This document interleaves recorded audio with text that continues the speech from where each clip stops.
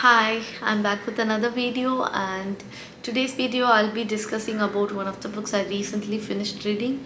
And yeah, I wanted to discuss certain things that I read in this book. I was actually trying to record a shorts video, but then I was like, okay, I can make this much more interesting if I made a long video. So bear with me because this is an unscripted discussion video I wanted to make just because I decided so. I don't have a mic. I actually do have a mic, but there is some sort of issue with it. Like, when I record it, there's some noise in the background, and I'm not even comfortable with it.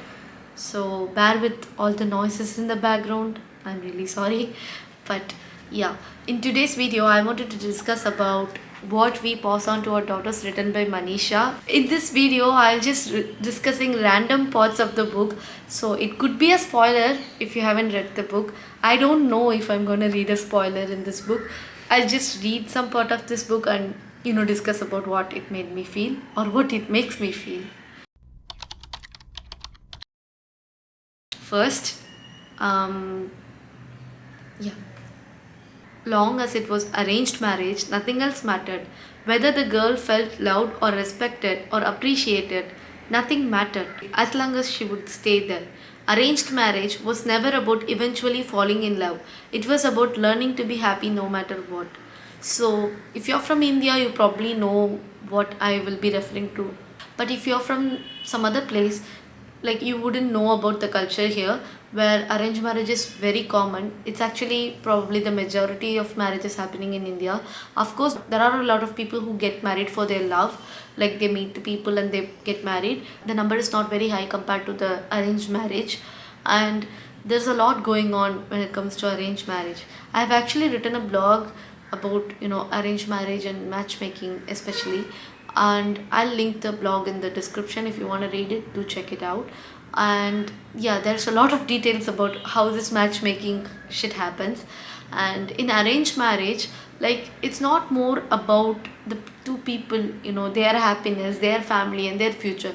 It's more about the groom's and the bride's family's happiness, their pride, their social status and all sort of things. Those things come before the actual people getting married and their feelings. So when it's an arranged marriage, people tend to believe that it's about falling in love over the time, but it's actually about being happy no matter how difficult the arranged marriage actually is. That's what this line actually explains. Like, you don't get to fall in love over the time, but you get used to it and you try to be happy with what you have. And that is the case for like most of the people in India, especially with arranged marriage, I guess. Like, I'm not saying everybody should separate and get divorced or everybody only should get married for their love, but it's an issue that needs to be addressed.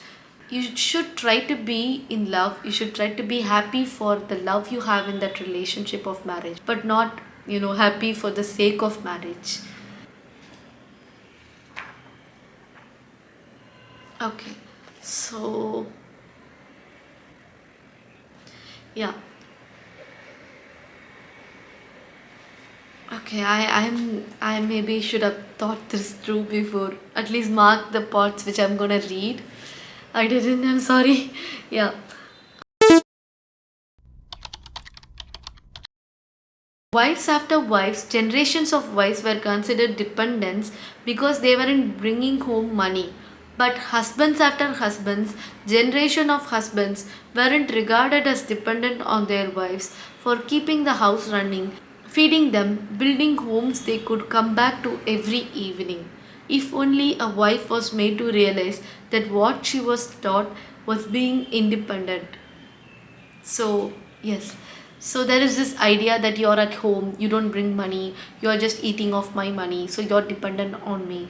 But actually, the men are also dependent. Of course, they can go to hotels to get their food, they can hire a cleaner or maid to take care of their house, they can do all that, but they'd have to pay money.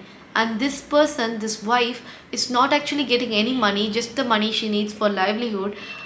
She's not getting any money for the work she does, which the husband has to pay, the guy has to pay in case of hiring someone or eating in hotels. I mean, like, generations have been teaching that women are dependent on men, so everything has to go as per men's like men's moods and men's thoughts and men's desires. It's not about women because she's not dependent, but men are independent even though they don't know how to cook.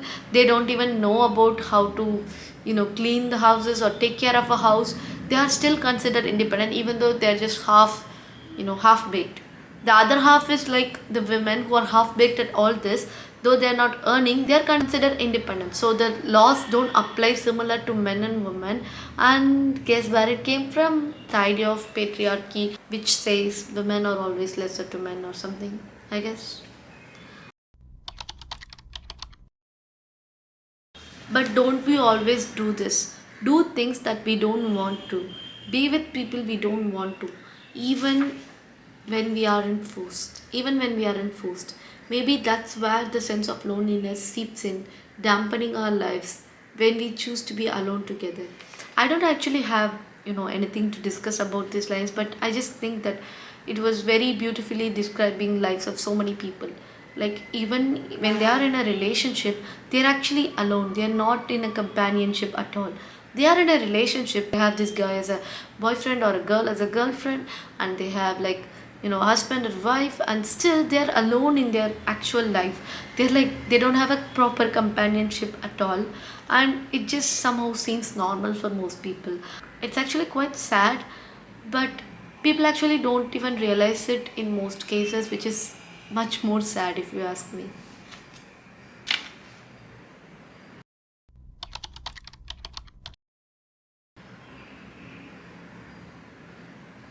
Shameless girl, how could you? No more. No more birthday parties or friends or phones or group projects of any kind. School and home are your only two worlds. And I will speak to your teacher and change your class. Vaidehi only said this much, but with such bitter intensity that something in Meera broke. She felt naked. Her face acquired its signature look of disgust, but for herself this first time. She couldn't lift her head or move from her place for an hour after Vaidehi left. When she did move, it was because of the pain she felt in her wrist where Vaidehi had held her. She looked at it to see a deep blue wound against her white skin.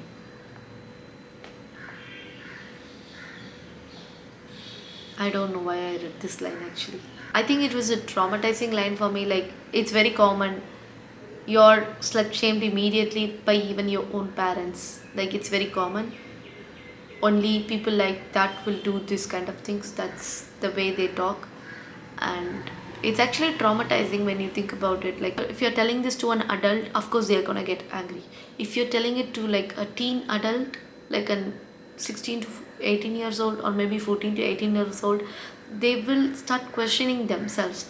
But if you tell this in an even younger age, it is going to traumatize them for life. Like whenever they feel like something is wrong, they are going to immediately remember everything that was harmfully told to them, especially by their parents. And these kind of shameful girl and slut shaming words, like that's going to affect them for life. There's no doubt in that. They are going to start questioning themselves about how good they are not. And just like that, tone between her family and in-laws, between money and love, between husband and lover, between guilt and blame, between right and wrong, the darkness firmly dug its claw in yet another woman's mind. So, like, this line seemed very beautiful when I read it, and I actually annotated the line. The problem is, there is a case of women cheating on their husbands in India. It's very, I'm not saying every woman is going to cheat on their husband, but it's not very uncommon if you ask, especially for the money or power or maybe even love or even little acts of kindness which their own husbands don't give, which is very common. And like emotional cheating is also very very common, and I'm like wondering, where did it all go wrong? Marriage is supposed to be like a form of love where two individuals come together with loyalty, companionship, and all sort of love they can imagine for one person in this world.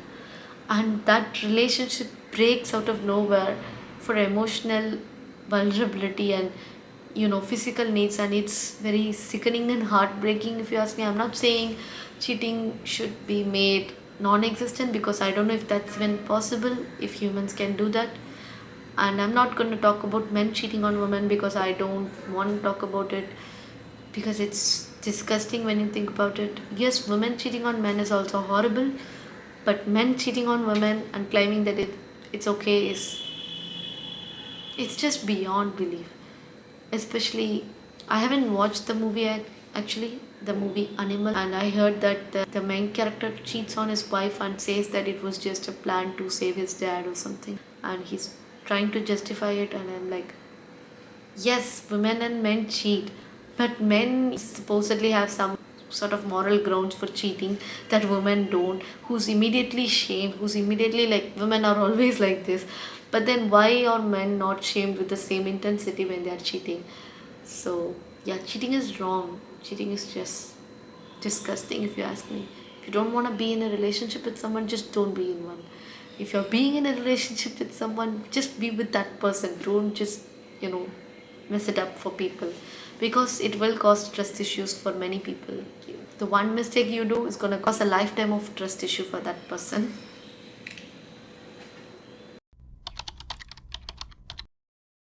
Of course, why not? The parents, they will feed you, love you, educate you, provide for your experience and lifestyle, all of it. So nice, I'm very grateful. And then at some point, marriage comes into the picture and they will want to take all that away from you. No, no, no, not take it away, but they will ask you to surrender it all. Work if the in laws agree. Lifestyle, whatever the in laws can afford. Travel if the in laws agree. Ignore their insults. Independence and identity, whatever the in laws decide about that. It's like we have to be born again to perfectly suit a new household. Why should I suit anyone? Am I born to keep suiting people and families? Like, this is such a powerful thing to say, because, like, in India, when women are brought up, they are constantly reminded that that's not their house. It's like, that's not their place. They are going to leave one day. It's constantly reminded to every girl child. They're constantly said that you have this room, but still you're going to leave. You can have this, but still you're going to go there. Like, these kind of reminders will be existent throughout your life. And also, they refrain from spending too much. They do spend, but not too much. They don't take a lot of risks when it comes to your life, because they just want to protect you, like a precious product which need to be safe until it's being sold. Even I have heard this from my own mom, like, you do whatever you want after you get married. I'm like, I want to learn how to drive a two wheeler, and she's like, what if you fall down and hurt yourself? What if you lose your limb or arm or something? Like, what if something bad happens? That's not about a care for me. That's about care for me not being marketable in the wedding market. Like, that's what the parents will worry about. If something happens to you, nobody will marry you. If you color your hair, nobody will marry you. If you get a tattoo, nobody will marry you. If you talk like this, nobody will marry you. Like, that's the standard for every girl child, and they're like constantly protecting you just so that they can get out of protecting you. Like, once you're married, you're not their responsibility. You can do whatever you want unless it doesn't bother your husband. So actually, you don't have a freedom even after marriage. Even after marriage, you have to adhere to your husband and his family's expectations and rules and whatever. And this paragraph especially states that you're being reborn to suit yourself to your in-laws family. Like, I don't actually understand why this is the standard, but somehow this is the standard which needs to actually change, because, like, it gives a thought in the girl child's mind, like, if this is not my family, if this is not my home, why am I here? If I'm eventually given away after marriage, am I not my parents' child? Am I still not their daughter? Like, those kind of questions are unhinged inside your brain. It's constantly bombarding you with so many thoughts, and it's actually traumatizing, if you ask me. Being a girl in India is a trauma in itself. So I have actually quoted something very long here. I'll read this. She felt like she was only seen in roles and expected them to follow it in the most quintessential social manner. Why? Why are the roles so important for a woman that without them a woman is seen as half a woman? So I have written this part. Why are women seen like only with the roles, and without the roles they are seen only as half a man. Like if I tell my mom I don't want to be a mother, or if I tell anyone, they're like, without being a mother you won't be an actual woman. That's what a woman is meant to do. And if I tell her I don't want to marry, without marriage your life will be meaningless or purposeless. Like marriage is what makes a woman's life meaningful. And if I tell her like I don't want to have a family life, I can just enjoy by traveling or working somewhere, like that's more important to me. Work, travel, all sort of things a woman can like will actually come after her husband, her marriage life, her children, and like some order of that. Only after that all the personal things comes. I don't understand why the role of a mother or a wife is much more important than being herself. I will never get the answer for that, I guess.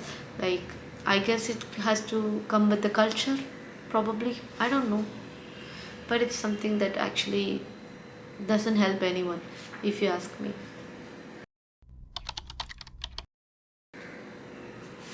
Her father advised her to have a baby despite knowing how she felt about her married life. Gaurav felt she was wrong. Manish was quiet as she had pushed him afar silently. Manav was long gone, and ironically, she didn't even think to reach out to the woman in her life. So, I'll give you some insight. This character, right? She's not very happy with her marriage life. She has lots going on. Like, it's not like some sort of abuse, but it's just she has so many questions. She's very overthinking and complicating stuff, and her father knows that she's not very happy. And Gaurav is her best friend. He thinks that she's somehow wrong. Manish is her husband and he's very quiet. Manav is her brother and he's like not even there. He's just gone. He doesn't say anything. This is like about I think Maya, the character who I'm referring to.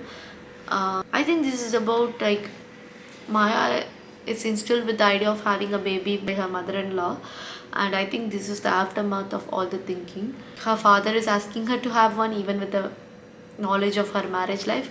Her friend says she's wrong for not wanting to have a baby, and her husband is very quiet, and her brother doesn't even care, and she hasn't even reached out to a single woman in her life. Like she has her mom, she has her mother-in-law who actually asked her to have a baby, and she can ask any of them, but she didn't.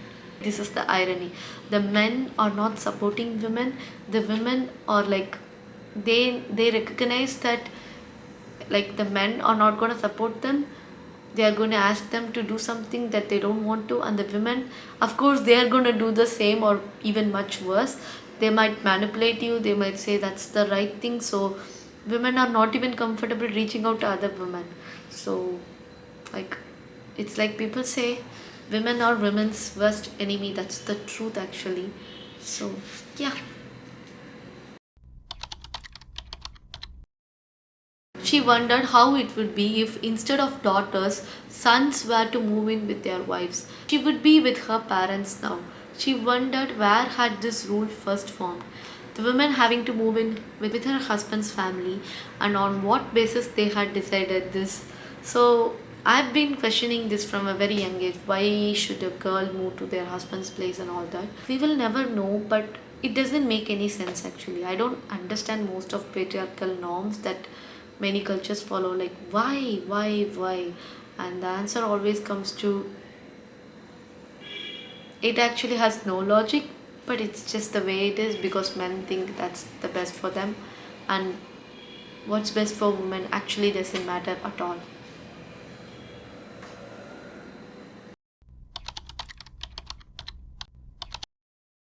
So I will end this video actually. There are much more beautiful lines and thought provoking lines in this book, but maybe we'll get back to it in another video. But yeah, I'll end this video with a beautiful line I found in this book. Pain and struggle strangely break humanity but brings people together. Yeah, if you think about it, that's actually the truth. Like if you're able to share your pain and struggle with someone else, that bonding will like match no other bonding. It will actually make people be kind to each other and make people be happier with each other, and that's what actually matters more than anything, if you ask me. So if you're still not convinced to read this book, I don't know what else can convince you. And do check out my blog in the description. It's about how Indian matchmaking sucks and how it affects the women in India. It's actually from personal experience and experiences of my friends as well. Yeah. But I guess this unplanned, unscripted video is like okay, I guess. Yeah. Anyways, bye and live through stories.